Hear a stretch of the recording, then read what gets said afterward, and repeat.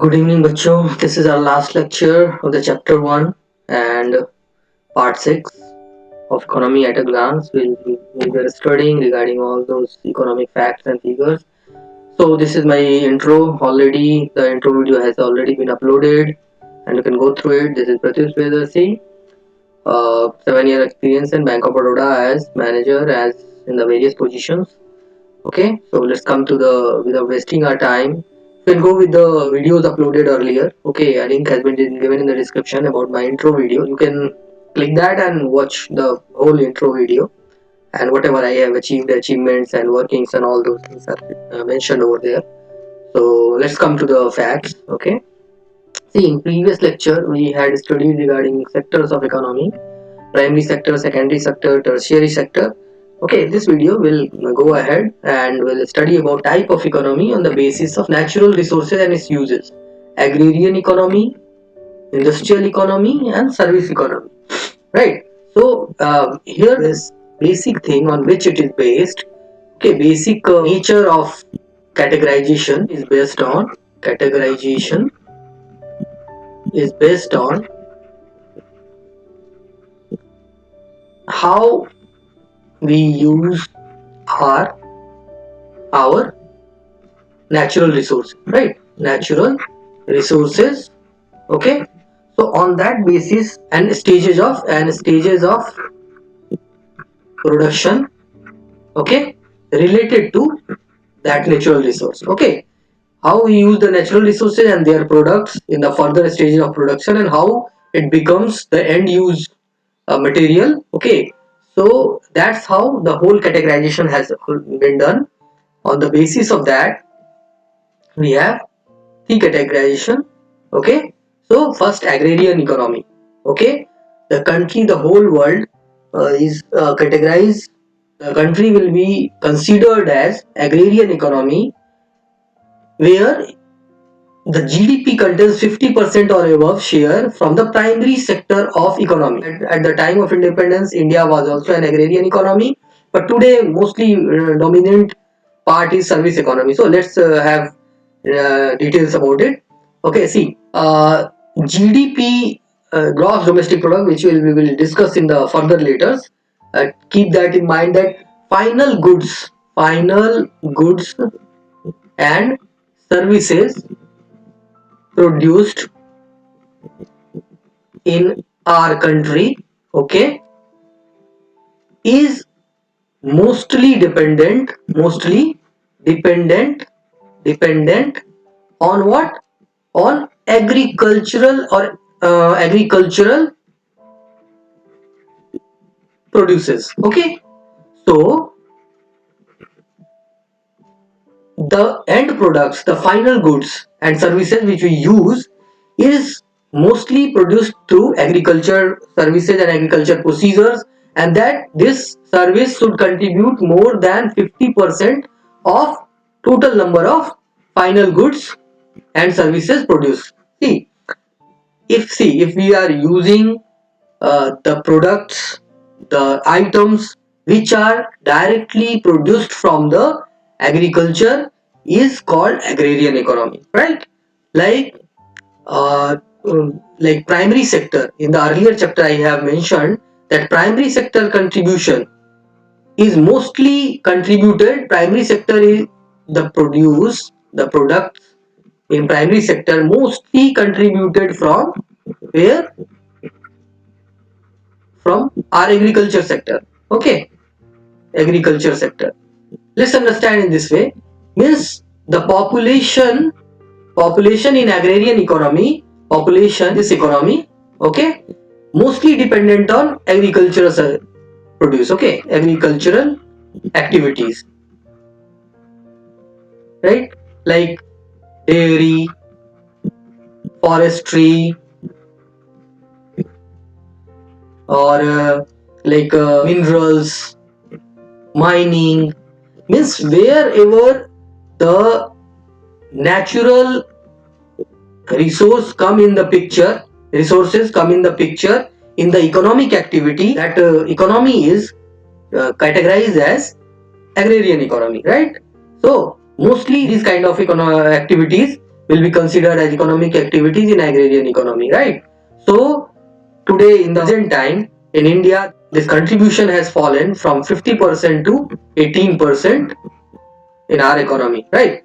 So, and this is leading towards the service economy, right? So you must have understood the maximum produce which has been produced in a financial year come from the agriculture activities, right? In the present era and the present modern economy, in the present days, China and India are the biggest contributor in the agrarian sector. Agrarian sector around 7 point something 5%, it might be 7.5 or 7.4, I think, percent is contributed through China, means contributed by China, okay, and around 18.9% or you can say around 19% is contributed by India, okay.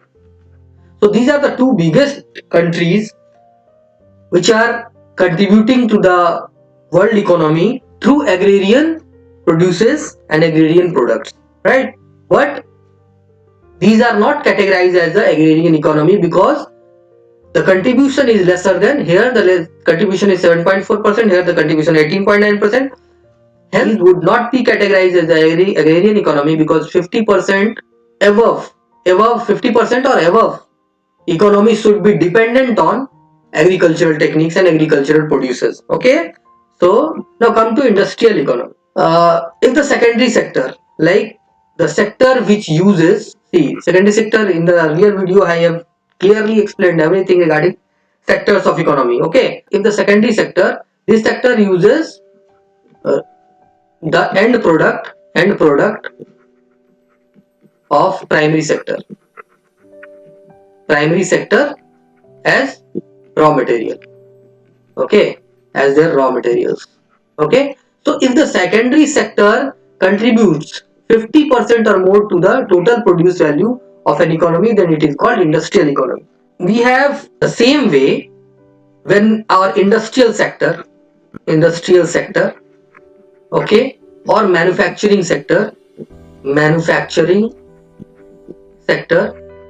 where we have factories, industrial units, industrial units, okay, and manufacturing units, they all contribute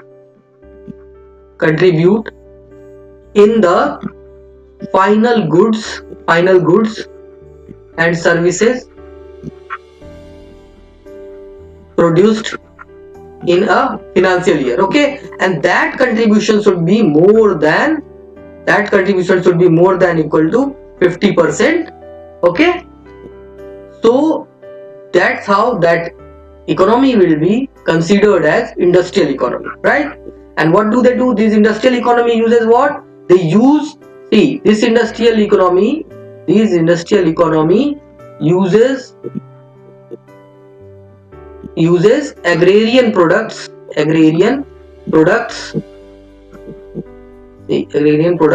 as their raw materials. That's what I want to say, that their raw material means the agrarian economy, the end product of agrarian economy, agrarian economy becomes what? Raw material for this economy, industrial economy. So the economy which contributes more than 50% of the total produce value of an economy from the industrial sector, then it is called the industrial economy. Today, I think China is the biggest industrial economy considered in the world, followed by USA and Japan. Okay, you can go through the facts and all. Because I am teaching the static economy, so I'm not talking about the current economy and all those things. So and I'm going with the definitions and all. You must check with these update which I have mentioned, that biggest industrial economy is China and followed by US. These figures changes after every quarter and all those things. So you must go through that. I'll teach you the current affairs also related to economy, but once I'll complete the static economy, which everyone should know before appearing in the examination. Then after that I'll start with the current affairs and current economy. Okay, so you must check the details given by me. I think I am almost uh, authentic with my data and figures. I'll try my best to be authentic. Okay, and if it has been changed in last quarter, last 1 or 2 quarter, then please uh, bear with it. They might have uh, 1 or 2 data may go up and down. Like if I have today, I am telling you that China is the biggest industrial economy, followed by US. Then in the next quarter, it might change. The position might change. Okay, so let's come to the next aspect, that is service economy. An economy where 50% or more of the produced value comes from the tertiary sector. The sectors I have already defined and mentioned in the earlier video, whose link has been given in the description. So you must go through that. You will be able to understand everything. From the tertiary sector is known as the service sector or economy. These tertiary sector uses what? Uses the end product.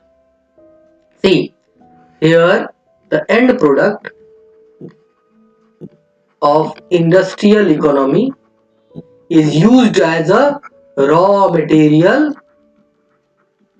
for service economy, right? So let's see, if some company, let's take some company, is making computer parts. What does this service economy do? They assemble it and uses it as what? Infotech devices, right? And further, what we used to do mails, we used to do mail, and on various kind of uses can be made through these computer parts and all electronic devices, right? So the end product of the industrial economy is used as a raw material, or you can say the starting material for the service economy, and that's how the service economy goes. Like, let's see, a factory which produces books, okay, which are printing books. Like one printing press is there, who's printing books and creating pages and sheets and all that. And these books, when we come here in the, see, education sector, okay, education sector, that comes under the service economy. Okay, the service sector, the education sector, whatever type of educational sector is there, online or offline, they use these books to teach.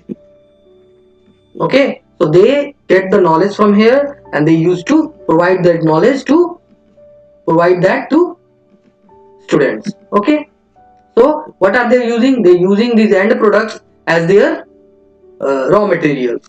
Okay, in that way, if you think that they are using it as raw material, the final product, here the final product is what? Here the final product is knowledge obtained from, this knowledge is obtained from these books. Okay, and that is provided to the students. I hope that you would have understood that.